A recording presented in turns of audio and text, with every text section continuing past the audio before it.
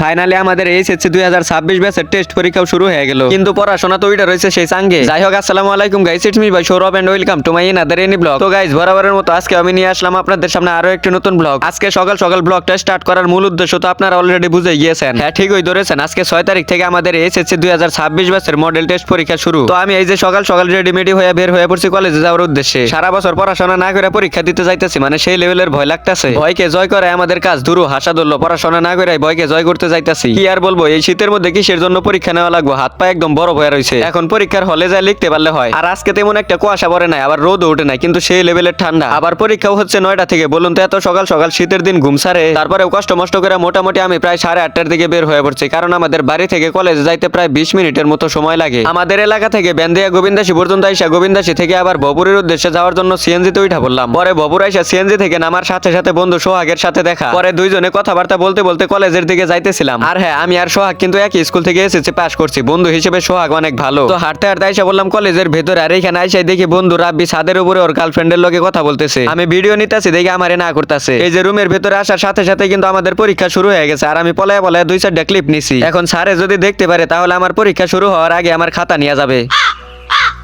যাক, অবশেষে আমাদের পরীক্ষা শেষ। আর আলহামদুলিল্লাহ, না পড়া পরীক্ষাটা মোটামুটি ভালোই হয়েছে। পরীক্ষা শেষ বলতেছে দেখে আবার ভাইবেন না যে সবগুলো পরীক্ষা শেষ, কেবল তো একটা গেল, আরো কতগুলো আছে। আর মনে হয় না যে এই পরীক্ষার মধ্যে নিয়মিত ভিডিও দিতে পারবো, তারপরেও যথেষ্ট চেষ্টা করবো। যাই হোক, পরীক্ষা দিয়ে কলেজ থেকে বাইর হওয়ার পরে একটা বন্ধুর লগে দেখা। পরে বন্ধু বলতে চায় চা খেয়ে যা। চায়ের অফার তাও আবার কোনোভাবে মিস দেওয়া যায় নাকি, তাই বন্ধুরে বললাম আচ্ছা ঠিক আছে, অর্ডার দে। পরে দুই বন্ধু মিলে চা খাইতেছিলাম আর জমায় আড্ডা দিতেছিলাম। বেশ ভালোই লাগতেছিল। তার মূল কারণ হয়েছে শীত শীত ভাবতো, তার মধ্যে 1 কাপ গরম চা। তো চাটা শেষ করে বন্ধুর আর একটু জরিমানা ধরাইয়া দিয়ে বন্ধুর কাছ থেকে বিদায় নিয়ে চলে আসলাম আমি বাড়ির উদ্দেশ্যে। আসার পর আবার সাদিক আর মামনের সাথে দেখা হয়ে গেল। পরে ওদের সাথে একটু ঝগড়া করলাম। তো অসংখ্য অসংখ্য ধন্যবাদ আমার ফালতু ব্লগটা শেষ পর্যন্ত দেখার জন্য। সবাই ভালো থাকবেন, সুস্থ থাকবেন। পেজটিকে ফলো না করে থাকলে দয়া করে এখনই ফলো করে দিন। আজকের মতো যাই, আসসালামু আলাইকুম, আল্লাহ হাফেজ।